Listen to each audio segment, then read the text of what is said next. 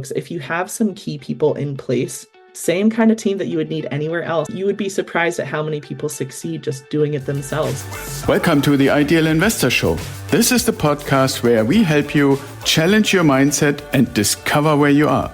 Let's go. Hello and welcome to another episode of the Ideal Investor Show, where we bring you great guests that can help you and me, oftentimes more than you think, to learn new things about real estate investing in general, how to have the right mindset about money and investing and so forth. And today we have another great guest, and I'm going to give you the German pronunciation because that's where I'm coming from. So we have Krista Reuther with us. How are you, Krista? I am great. Tickled by the German pronunciation. I love it. Really excited to be here today. Before we get rolling into any kind of specifics or so forth, Krista, you have a little bit of, well, at least from my perspective, somewhat unusual background and connection, and you have your podcast and so forth. So would you tell the audience a little bit, who is Krista? How did she become who she is today? And what are you doing typically? Oh, sure. Easy questions. I really appreciate it. My name is Krista Reuther, if you're not pronouncing it in the German way, unfortunately. And I am the Senior Content Education Manager at TurboTenant. TurboTenant is a property management software that I'm sure we will talk about at length. So how did I end up here? Well, it starts all the way back in 2013. I was a struggling college student trying to make ends meet while being involved in all my extracurriculars. I really found myself needing to make money. And I looked at my skill set and I said, okay, I'm really curious. I'm quite tenacious. I like to write. How can I bring all of this together? What can I offer and really start building something up? Those were dire days, Axel. I was, one ramen packet per day trying to make it stretch out because I had a job, but there was some difficulties with getting paid on time. So eventually I found a website called Fiverr. I said, okay, people are offering services. Like I said, I'm pretty good with words. I have many opinions on where commas should be placed. I'm going to go out there and I am going to become a freelance writer and editor. So I did. I said, okay, I'm going to charge really cheap rates, not to brag, cheapest in town. I said, I will edit anything you want, $5 for 5 pages. And that is how I built a really successful freelance editing business. So over time, I amassed, an international clientele base, and I had over 300 public reviews. I had so many projects coming in that I could finally afford to charge more. Once I had my core group and I had so many returning customers, which it was a huge honor because I was editing everything from people's college papers to pointing me in the direction of real estate, which was a luxury business proposal for a hotel in Jerusalem. And I had never thought about real estate in the United States, let alone anywhere else. It felt very out of reach for me as a first-generation college student. So wealth building is not in my family line, hopefully. But I saw this business proposal come through, and I'm reading all of these different pieces about what they're expecting for the return on investment. And this group had put together some other properties, but this was their biggest, and their most luxurious hotel that they wanted to do. And I looked at that and I was like, wow. I don't know that I've ever seen that many commas on the return on investment. How does this actually work? How do people get started? And so it planted a little seed. I continued on in my business. Eventually I land on a company that's it's a local startup that focuses on survey design and data implementation, And I got to work with companies like the Smithsonian and Babel language learning, and I really understood how we use data to tell stories. And I took everything I learned there. I said, okay, I still am thinking about real estate. I'm still wondering how people make this work for them. But now I'm understanding how data really functions and how you can bring that in to create solid context and make really good decisions. I said, okay, well, let's go to the top. Let's go to the real estate industry as a whole. I want to learn how people buy and sell houses. I want to learn what people have to know to do that really well. So I took a job at TurboTenant. So I hopped in a little over 2 years ago, and he said, okay, I want you to write. And also, how do you feel about webinars? How do you feel about becoming a face of this brand? This face? This one? You want this face? All right, let's do it. And I have loved it ever since. So nowadays, my role is very much focused on educating investors, both aspiring and seasoned, to make sure that they are doing the best they can, both for their own successes, but also for their communities. I think a lot of that comes down to understanding what we owe each other as landlords and tenants and trying to facilitate really smooth relationships. I get to conduct research along the way, bringing in that data background. So I'm constantly surveying our audiences, both landlords and tenants, so I can get a feel on what's going on in the industry. Then I present those findings, sometimes at conferences, sometimes in webinars, sometimes in press releases. I find a place for those data points and I just put them everywhere. Yeah, that sounds really cool. So a couple of questions about that. Who would you say are the most frequent users of the software? I would say TurboTenant can really be used by anyone, but our core audience are going to be independent landlords with 1 to 100 doors. That's a pretty nice sweet spot. And this is mostly focused on residential. You could use it for some other purposes. I know there are some folks who use our software to maintain their leases for like storage spaces and RV parks. So, a little bit outside of the typical single family home. But by and large, folks with 1 to 100 doors who are looking to manage their properties themselves so they can keep that revenue all in their pocket versus paying out on average 10% to a property manager. That is kind of why I thought it would be so interesting to bring you on the show, is that in our approach, it's basically the notion that oftentimes people have good jobs in relatively expensive areas. And so I help them, or our organization helps them to benefit from the relationships that we have created with turnkey providers who are in areas that are better performing. I can't really put it another way, where the ratio between rent and purchase price is just better. Now, that, at least on typical first glance, my solution has been turnkey providers, because they find the property, renovate it, and then also manage it for us, which doesn't mean it always has to remain that way, right? Like, obviously, any owner has the freedom to go away from a turnkey provider and find another professional property management organization. But it's a little bit hard to imagine that, let's say you are in my case, in San Diego, and you have properties in Ohio. Can your solution, the software, can that work, or is that more for people that are reasonably local? It can absolutely help enable remote landlording, as we call it. We really try and give you all of the tools that you would need to run a successful business. And if it's not something that's baked into our software, something that we've built out, then we have a wealth of different partnerships that can assist. So, for example, let's say I'm in Colorado. I have a property in Ohio. I'll steal that state for a second. We have all the tools in place for someone to be able to market their property without having boots on the grounds. So you can make sure that you're finding tenants, you can screen tenants, you can basically manage your business completely remotely. And there are also some best practices to make that smoother. It does help to have someone localized, whether that is a couple of contractors that you really trust, some cleaners, landscaping folks. If you have some key people in place, same kind of team that you would need anywhere else if you're looking to scale and stay profitable for a long time. But you would be surprised at how many people succeed just doing it themselves. I'm actually hosting a webinar on being a successful remote landlord with a guest named Moses Nelson in November. So I'm happy to have you tune in if you'd like, or just let you know that it's happening, because we're going to go over all of this. It's a good question. Folks are like, if I'm not there, how do I know? How do I keep it safe? There is a path forward, but it requires, some planning and being strategic, and also being a little nimble. You've got to be willing to say, okay, I'm looking at this. I thought I could trust this contractor to go out. This is no longer working. How am I going to pivot so I can retain as much profit as possible without losing my mind?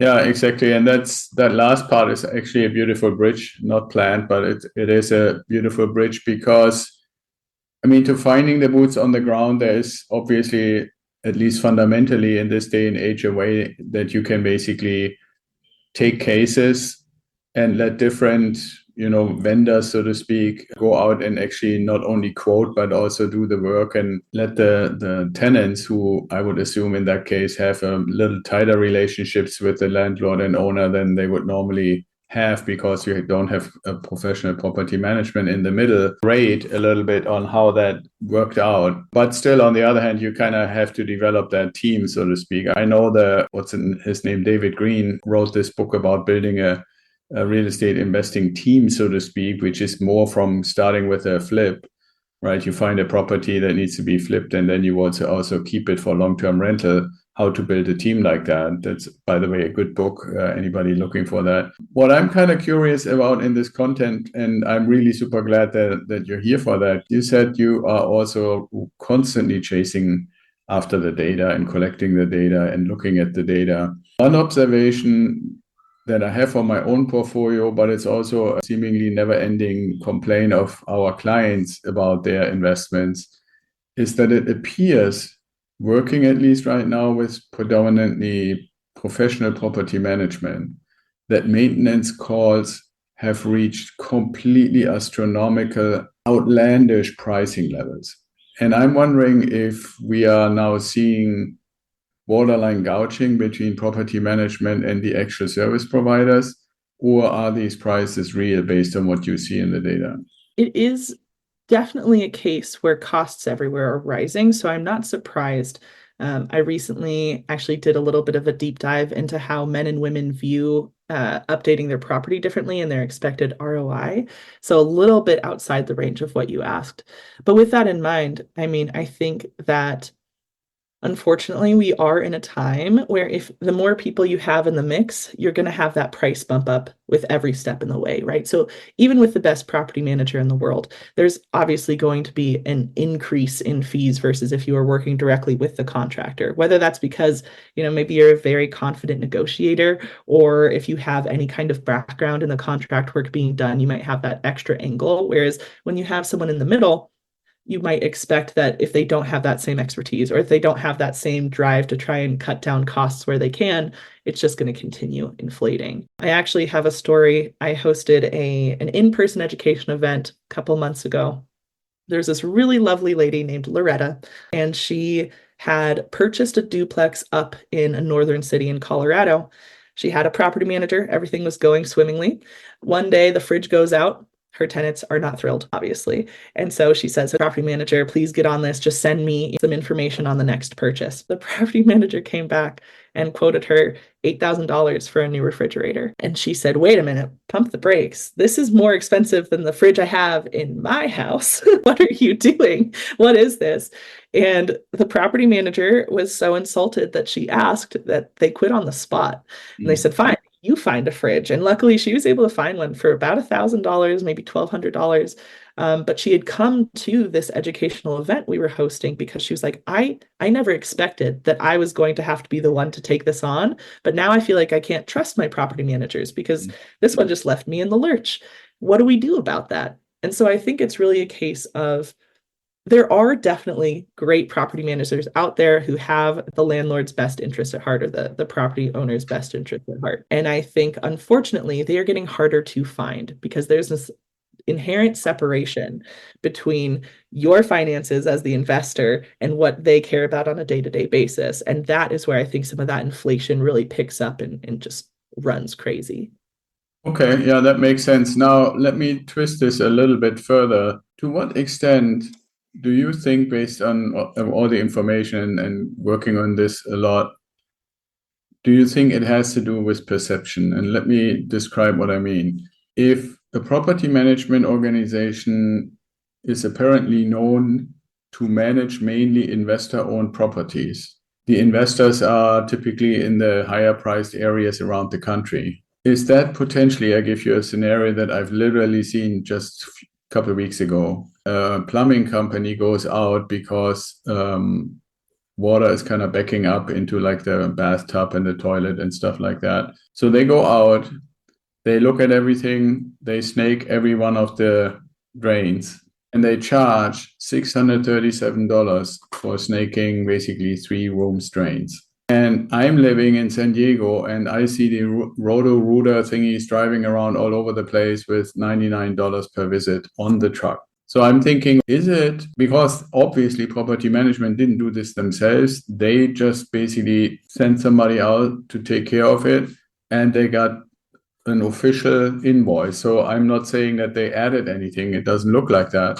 From your perspective or from your view, seem to play a role, because I still can't believe. And they snaked the drains, mainly stuff like little toys from the kids and those kind of things were found, which I obviously, told the owner, well, that's not up to you. You should tell property management. This is really the tenant's thing. But at the same immediate time, I said to my wife, wow, imagine you're the tenant, your drains kind of back up. You call property management. Next day, they send a plumber. The plumber does it. You're happy it works again. And then you get a 400 something or $500 bill. Are these kind of circumstances train the tenants not to report issues anymore? Because if it turns out that it was something that they at least partially caused, and then they're getting hit with a $400 or $500 bill for something that they probably expected to be more in the $100 range, or maybe $150 range. What's your thinking about what's happening there? And I know we have inflation, so it's not that I don't realize that prices increase, but snaking 3 drains for $600 something seems to be in Ohio of all places, right? So that seems to be really out there. You're absolutely right. And I do think it oftentimes boils down to perception. And unfortunately, there is a stigma that landlords and rental property owners do not care about their tenants, right? I'll touch on some of the data behind the reality of that in a second. But when there is that overarching stigma and you have some distance between the owner and people coming in to do the work, that is simply amplified, right? So if I'm a property manager and I'm not good at my job, or not, I won't even say not good at my job, I just don't have the same level of care. I am just looking to get tenants to stop complaining, and I'm not really paying attention to the dollar signs because at the end of the day, it's not my money. Then I would probably be more likely to let someone in who's going to charge an exorbitant rate and feel like it's really none of my problem that this is going to shake out poorly for the tenants and could lead to them leaving the apartment or the unit earlier, or at least not renewing, kicks off a costly vacancy cycle. None of those things are my problem because it's not my money at play, right? So as long as things are getting done and I'm kind of skating under the line, why should I have to care about if, Timmy, the tenant, is going to be really upset that this $400 bill is coming for snaking a drain, which most folks are probably thinking, I could do that with a little tool, a little plastic tool in 20 minutes of my time. Why did I pay $400? And that's why, again, I think that there are really good property managers in the mix. And I think that especially with networks like yours, where you have a clear understanding of what it takes to be a good turnkey provider, that is the kind of distinction and expertise folks need if they're going to go down that route and they don't want to manage it themselves. If they're not connected to you, which what a mistake on their part already, but if they're not connected to your network, or if they're trying to just pull someone in and they don't have any way of properly vetting them or understanding how they approach these types of situations, it is really easy to end up in a real pickle where you're saying, okay, well, now I have a $650 plumbing bill. There were toys in there. I know it's not my property, my pipes, so it feels fair that the tenant should have to pay. But what if there's a really easy solution and you didn't have to go with that person? What if you could have gotten 3 quotes and then chosen the most cost-effective one? That's something that a good property manager should do, hopefully. But because there is that disconnect, that kind of care is not always taken. And when we actually look at how landlords and tenants perceive themselves, this is a question I always come back to because I think the landlord-tenant relationship is so fascinating. They actually rate each other really highly. So I have them say on a scale from 1 to 5, 1 being absolutely terrible, 5 being the best person ever, how do you view your current landlord or tenant? And on average, it's like 4.4 or above for both groups looking at the other. So when we talk about stigma and we talk about this distance between different parties in rental property management, just know that the reality is people want to work together. People generally think really highly of each other and they're looking for that collaborative experience. But when you have more people in the mix, let's say property managers who might not take that same level of care, it can start to get diluted and expensive. Right. Okay, that makes a lot of sense. Now, the other thing to that example, or similar examples, you just mentioned good property managers would get quotes. In your experience, most of the time, at least I have the impression that when tenants call their property management or use the software, there's a pretty substantial amount of urgency. What you say is, in your experience, a good balance, because if we take this plumbing example, we can on the one hand say, okay, well, let's get 3 quotes, let 3 companies come up with the pricing, which they might say, okay, it's preliminary because we don't really know what the situation is. But doing that, the week is almost over and you have basically standing water in all drains. And I know from my experience, this is oftentimes an argument by property management is to say, okay, well, the tenant is in urgent need, so it's basically treated like an emergency and the money doesn't matter that much. which is obviously devastating either way, whether it's a $600 bill to the owner or a $600 bill to the tenant. It's still something where you would say, are you kidding me? Right? Like, so what do you think about this oftentimes, perceived emergency / urgency versus building this good team that you mentioned earlier that you can depend on whenever there's a plumbing issue? You say, I sent these guys because they're reasonable. I appreciate that question. It's quite thoughtful. I would say the best time to put a team into place is way before you need them. So what I generally recommend is when let's say you're either entering a new market or you have a new property, maybe your current team doesn't work, you've never had a team, any scenario, this advice will apply. Start trying to build them out and establishing those relationships before any kind of major maintenance issue happens. So the way to do that is you can start with local RIAs, real estate investing groups, see if anybody has any word of mouth suggestions. I would weigh those most heavily, particularly if you know the person well or if you know their standards pretty well. And start interviewing people. Take a little bit of time at the beginning of this relationship so that you can suss it out. If there are any kind of small projects you can have them pick up just to vet their work, vet their quoting, I would consider it an audition period, right? So ideally at least 3 folks, 3 companies, what have you. Get them in there, figure out who you like, who's the best communicator, who's the most reliable, who adheres most closely to the quote versus the final total, because we always know there might be something else that pops up, there might be a hidden cost, but you're looking for someone who is going to treat you and your tenants like you're important. They want to get back to you with information, they're communicative, they're clear, they are transparent with you. Because then when you do run into a situation where it's more of an emergency, standing water is never ideal. That way you have someone in your back pocket. And I would still say, pull them in, ask them for a quote. If prices have changed and it is now exorbitant, at that point, I might pull someone else in as well and just say, hey, here's the situation. Can I get a quote? But if you do that work more on the front end, then those emergencies are streamlined and you can have a better plan in place, which helps you stay calm or your property manager stay calm, which I think is of the utmost importance when there's something big going on with your property and tenants are in there.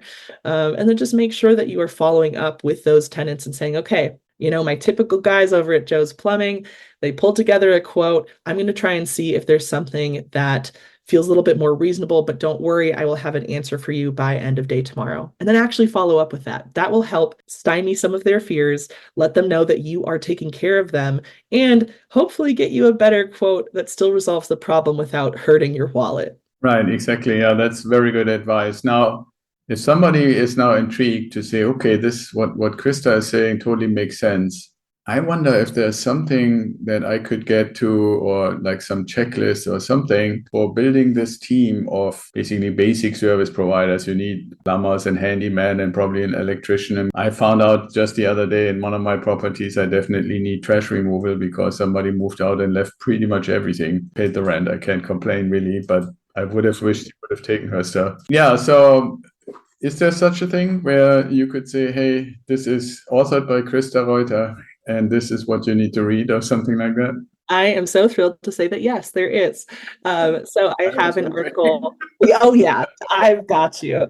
I have an article that goes through pretty much step by step how to find contractors, CPAs, real estate attorneys, really helping you to feel confident about who you have on your team.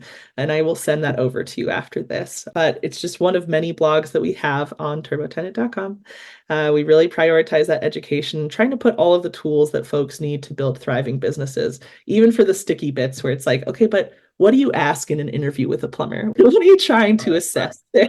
Very cool. So if somebody is intrigued, are you basically the conduit to the software people, or what would somebody do if they say, you know what, I'm kind of a little bit sick and tired of having my properties managed and still not really being as passive as I thought? I am proud to be the conduit. So I would say, first and foremost, go to turbotenant.com. It is absolutely free to create an account. It is not a free trial. We are not going to come knocking on your door and say, oh, it's been 3 days. You ready to make a purchase? You can go in there. You can check it out. We have so many different tools and calculators, things to help you feel really confident about building up your portfolio or just managing what you've got. So give it a whirl. And we also have plenty of educational resources for you too. I host a monthly webinar program where I do deep dives on different topics. This month we're doing tenant screening and what to do if crime pops up on someone's credit screening report. So really excited to deep dive there. Again, just go to turbotenant.com. And if you have any questions about TurboTenant, landscape, data, my days at Fiverr, you can reach out at Krista@turbotenant.com. Okay, awesome. And we're going to put all of that into the show notes. All right, very cool. Thank you so much for that. Now, I always ask one or two questions at the end, not directly related to the things we just talked about. And the first one would be, if you meet anybody or could meet anybody, who would it be and why? When I am not a landlord educator, I am a poet.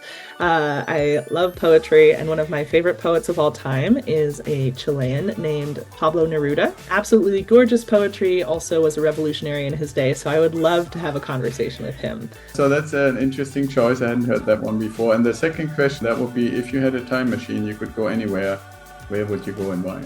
My first thought is hopping back to the days where interest rates were admittedly higher, but home prices were really low, and purchasing a whole bunch of properties when I was in fifth grade. I could have held them until now. But I think in a broader sense, it would be really interesting to go back to the Renaissance and just experience that mixture of art and culture really coming alive and how it defined so much of the Western world.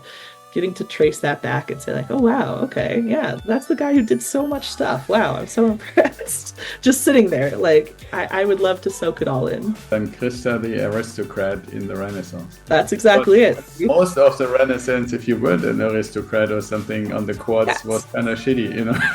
Absolutely shitty. So I'm glad you made that distinction, because I really want to be on that aristocrat artistry level and not so much the, toiling in a field level. Oh, absolutely. You need to do all the dressing up, right? That's kind of mandatory. Yes, exactly. All right. It's so much fun. Thank you so much for coming on the show, Krista, and I hope we can do it again sometime.